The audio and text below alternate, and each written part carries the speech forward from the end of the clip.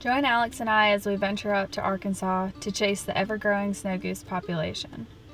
We link up with our good buddy Zach Martinez on the opening weekend of the snow goose conservation season.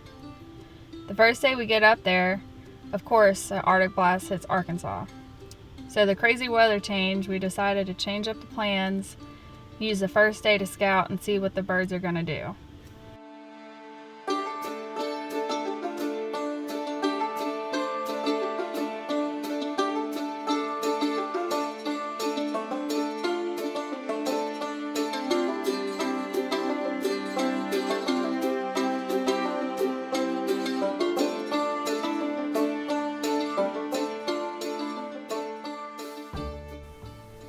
After scouting nearly most of the day, we arrived back at Scout's camp.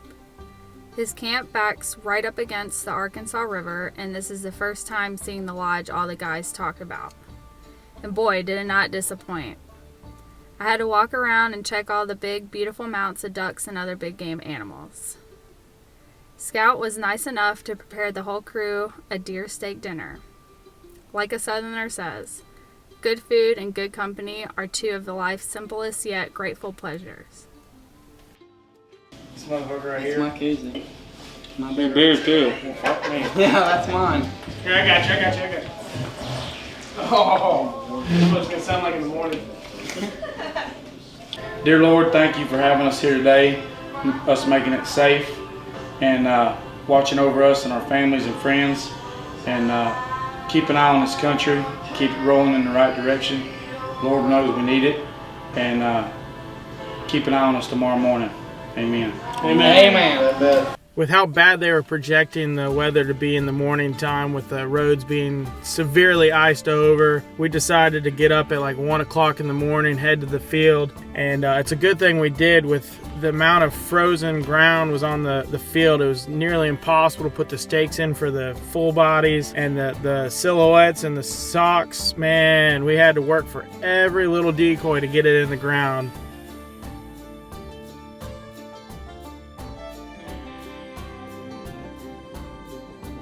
In my opinion, snow goose hunting is probably the hardest waterfowl hunting there is. I mean, you scout all day looking for these feeds, trying to find as many juvies as you can. If you guys aren't sure what a juvie is, they're covered in gray. They're just kind of an uglier looking snow goose, to be honest. But those are the ones you guys want to hunt. And when you're scouting, those are the ones you want to look for, really. And why I say you want to look for the juvies is because they've traveled less. They're inexperienced. Adult snow geese are living, anywhere from 15 to 25 years. And then on top of that, the amount of decoys it takes to put out a realistic snow goose spread, from full bodies to silhouettes to socks. I mean, your hands get tired from putting all those stakes in the ground. These last couple seasons for snow goose conservation season has been difficult because we keep getting hit with these Arctic blasts in the beginning, middle, end of February, and it pushes the juvies down into Louisiana, and then we're stuck trying to hunt these adult birds on the edge of the snow, and it makes for really hard hunting there. It's not always sunshine and rainbows. So as we drive up to Arkansas for our next round of chasing snow geese, we checked on the weather, and looking at it, it was calling for sunny skies with temps in the 50s, with some perfect winds. As we start setting up for the first day of our hunt, some weather started rolling in pretty much out of nowhere, with some light rain as we were putting out the spread. The wind was absolutely ripping, and to top it off, it started freeze raining on us that turned into light snow. Let's just say we were super underdressed, thinking it would be a perfect day to get after the snow geese.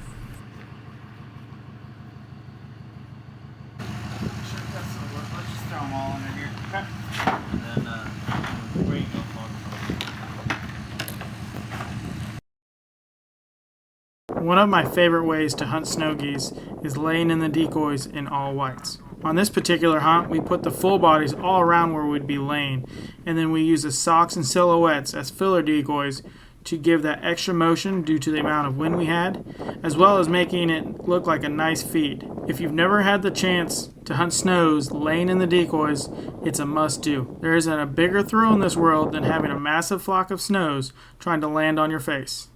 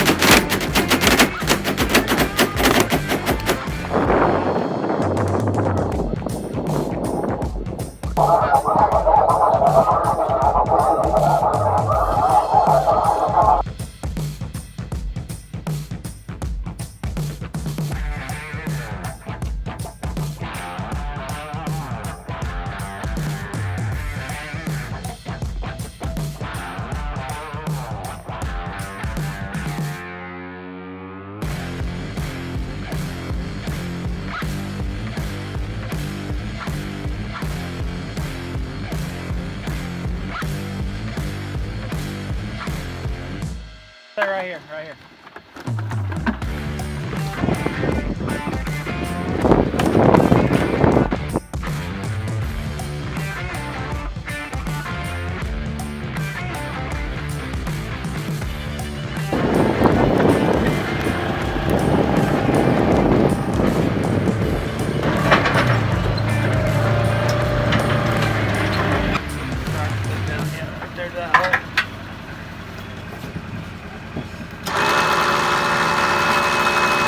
After the hunt, we, obviously loaded everything up, and then we headed to Miss Rose's. She's got a little diner there in Wabaseka. We shot some pool. I had my first crack at some buffalo ribs. If you're not sure what some buffalo ribs are, I was thinking they're going to be some kind of wing or something like that, but no, they're actually like the buffalo fish. I believe it's part of the carp family, but man, they were delicious. So we ate that, got our bellies full, and then it was time to get back out on the road and scout and try to find a feed for the next day. And I'll tell you what, Zach and I drove all over Kingdom Come trying to find some good feeds. Alright guys, it's our third day hunting up here in Arkansas. There was a ton of scouting yesterday, and this is really the only field holding any kind of amount of birds.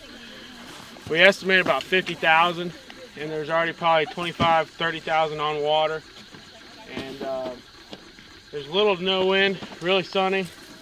We put out a ton of full bodies, and we're gonna hunt an A-frame right here in this ditch, and we're gonna see what we can make happen. Y'all stick with us.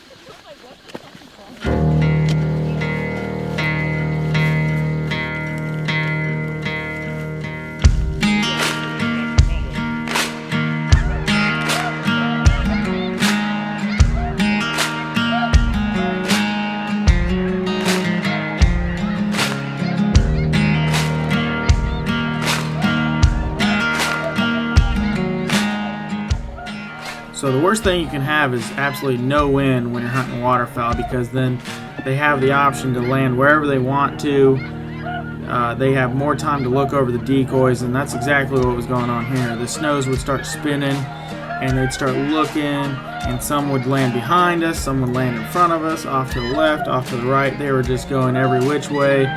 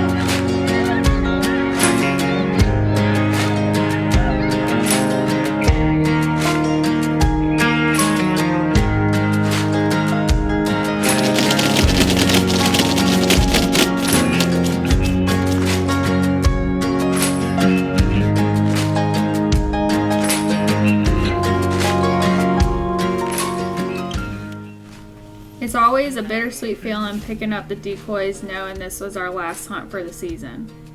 I always start looking back on all the hunting trips we made this season.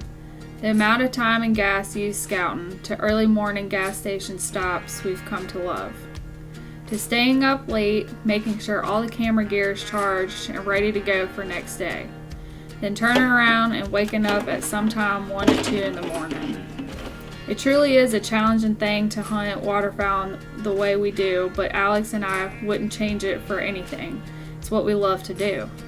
The new relationships made every season and special bonds you make with people you hunt with, sure, We bicker like old married couple, but in the end, we look back at the friendships created.